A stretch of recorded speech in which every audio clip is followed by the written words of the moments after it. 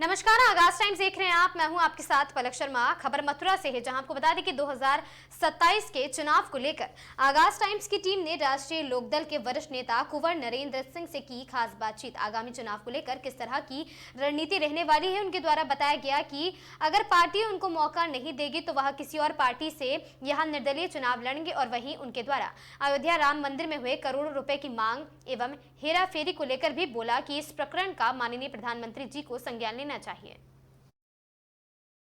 मौजूद हैं इस समय वरिष्ठ राष्ट्रीय लोकदल के वरिष्ठ नेता हमारे साथ में मौजूद हैं। 2027 के चुनावों को लेकर आज इनसे बात करेंगे, क्या कुछ इनका कहना है। जी बताएं, किस तरीके की देखते हैं 2027 के चुनावों को। देखिए, दो तरह के विद्यार्थी होते हैं।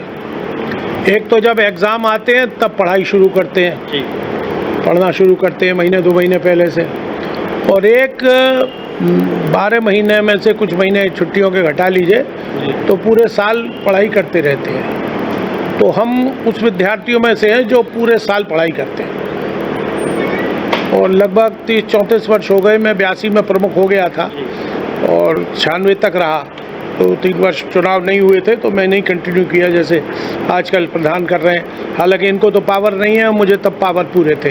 हालांकि ब्लॉक में कुछ था नहीं, हम बाहर के दानदाताओं से इंसेंटिव देते थे। मैं परिवार कल्याण योजना थी, अल्प बचत थी, ग्रीन रेवोल्यूशन था, ये वृक्षारोपण का कार्यक्रम था। तो उसमें मुझको उत्तर प्रदेश से सर्वश्रेष्ठ पुरस्कार प्राप्त हुआ था, सदाकांत ने दिया था। नगद 6,500 रुपये दिए और सर्टिफिकेट दिया जो मेरे पास रखा हुआ। तो हम तो उन विद्यार्थियों में से हैं जो पूरे साल मेहनत करते हैं। तो हमारी तो तैयारी सदा रहती है, हम तो लगोट काच के हमेशा तैयार रहते हैं चुनाव के लिए। और चुनाव लड़ना हमारा व्यापार नहीं है, जनप्रतिनिधि बनना हमारा उद्योग नहीं है, धंधा नहीं है, व्यवसाय नहीं है। हम तो सेवा के लिए करते, अब भी कर रहे हैं, और अगर खुदा न खास्ता हो गए तब भी करेंगे। नहीं, बात की जाए उपार्जन हमारा साधन नहीं। बात की जाए 2027 को लेकर कि किस तरीके की तैयारी देखने को मिल रही है, आपकी किस तरीके की तैयारी है। देखिए, तैयारी का तो सवाल ये है कि तैयारी तो सभी लोग करते ही हैं। और आजकल तैयारी बीजेपी वाले तो यूँ नहीं कर रहे हैं कि वो योगी और मोदी के नाम पे वोट मिलता है जी। तो उन्हें तैयारी करने की ज़रूरत नहीं है, वो और कारोबारों में लगे हुए हैं। तो तैयारी तो वो कर रहे हैं जो सड़क पर उतरकर जन सेवा जनता की कर रहे हैं, ठीक है ना। तो इसलिए हमें तैयारी तो इसलिए करनी है कि हमें पार्टी के आधार पर भी वोट मिल जाए और अपने आधार पर भी वोट मिल जाए। आप किस विधानसभा से जैसे मौका मिलता है तो आपको तो मैं आपको बताऊं, मैं बड़ा बोल नहीं बोल रहा हूँ। आज भी पार्क में कह रहे थे आप मथुरा से लड़ो जी। गोवर्धन वाले कह रहे हैं गोवर्धन से लड़ो, छाता वाला कह रहे हैं छातावा से लड़ो। तो एक तो अभी हम फिलहाल गठबंधन में हैं, पहले तो हम गठबंधन का देखेंगे स्वरूप क्या बनता है। जयंत जी को कुछ सम्मान मिलता है या नहीं मिलता है, या सिर्फ उनको मंत्री बना दिया है और उसी से ही उनकी भरपूर्ति कर दी है, या देंगे तो जो उनके सिटिंग हैं 8-9 उन्हें रिपीट कर देंगे। 1-2 हो सकता है और दे दें जो बीएसपी या सपा के पास है सीटें। तो ऐसा लगता नहीं है। बीजेपी का जो कार्यकर्ता है या पदाधिकारी है वो ये कह रहा है कि मथुरा में लोकदल का है क्या। और मथुरा में हमारे तो उम्मीदवार सभी एक माटके को छोड़ के सभी 30-40 हज़ार वोटों से जीते हैं। तो हम किस आधार पर अपनी सीटें छोड़ दें।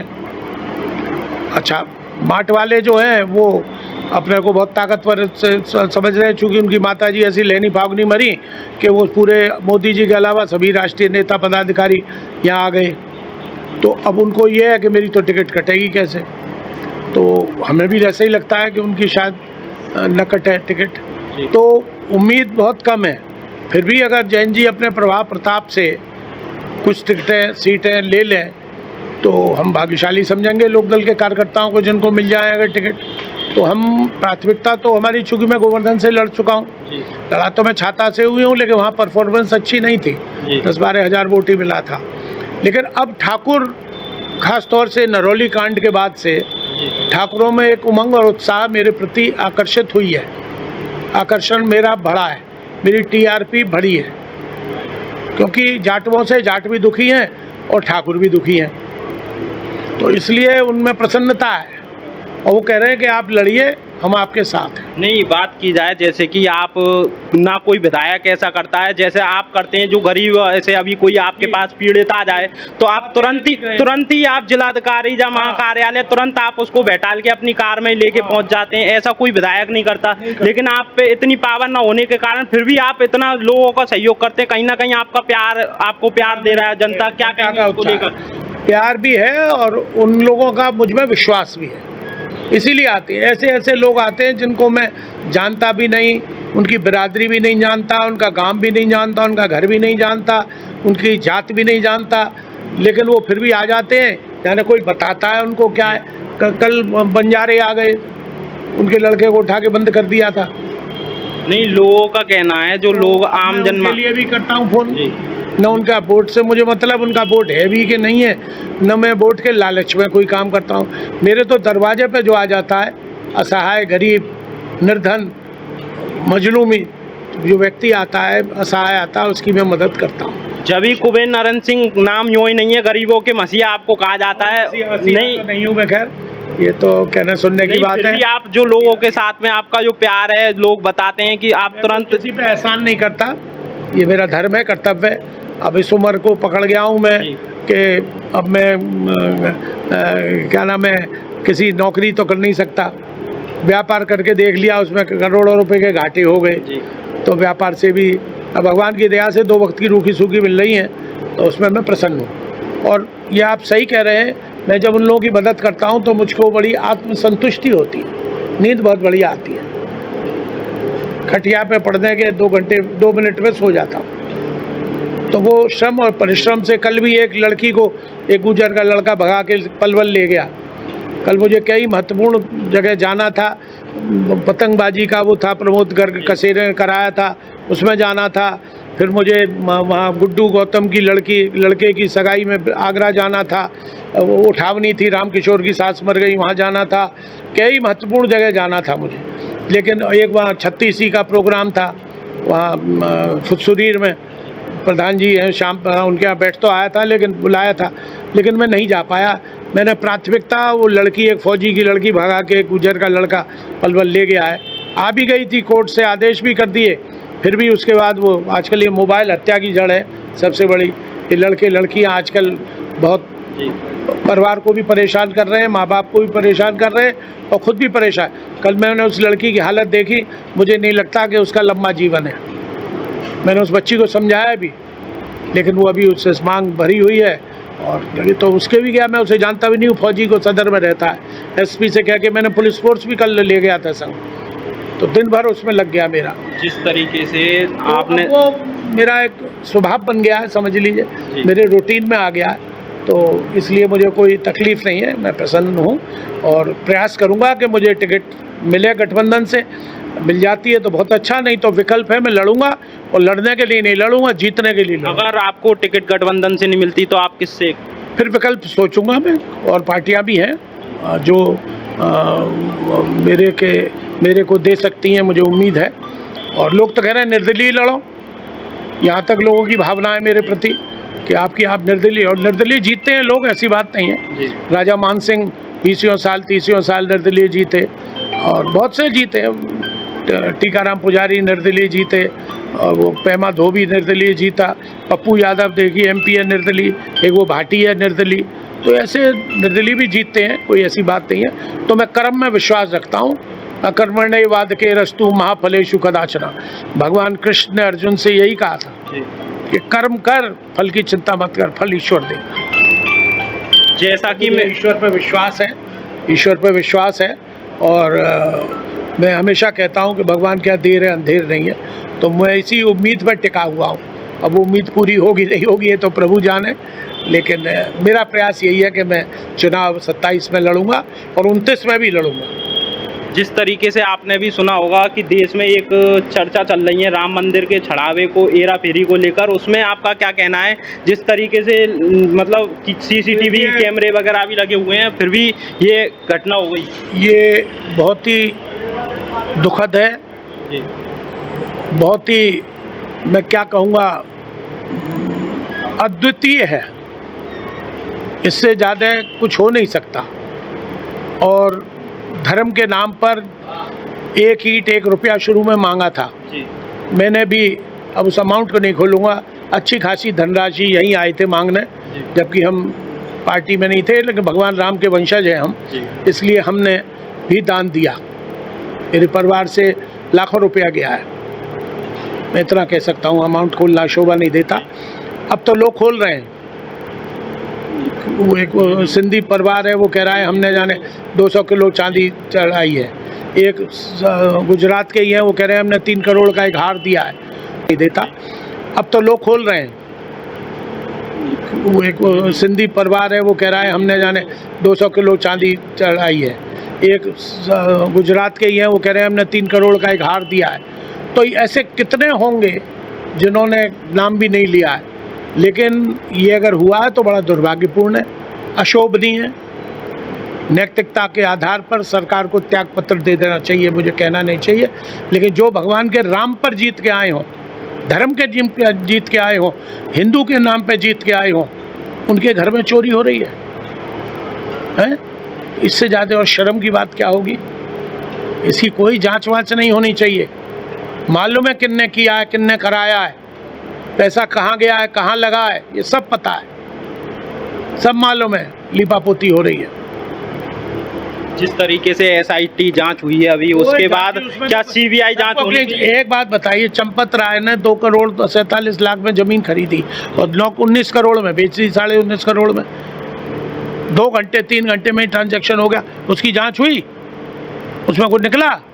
उसमें कोई पकड़ा गया? उसमें कोई जेल में है? कोई नहीं। हम अगर करते तो क्या हश्र होता हमारा? हमने, हमारे बाप दादाओं ने इस किशोरवर्ण कॉलेज में दान दिया 1919 में 1,40,000। आज के कितने हो गए? कई करोड़ हो गए हैं। तब सोना 10-20 रुपये तोले रहा होगा। हम पे उसी कॉलेज के प्रधानाचार्य हैं, जिसको ताला तोड़ के मैंने चार्ज दिलवाया, उसने मुझ पर डकैती का आरोप लगा दिया कि मैंने 21,000 रुपये लूटे। मुझे क्लीन चिट मिल गई कोर्ट से। तो ये पाप किया, उनको दंड मिलेगा, भुगतेंगे इनने झूठे आरोप लगाए। और बचाना भी ये पाप है। अगर सरकार बचा रही है या कोई अधिकारी बचा रहा है या कोई SIT कमेटी के लोग बचा रहे हैं तो पाप कर रहे हैं, पाप।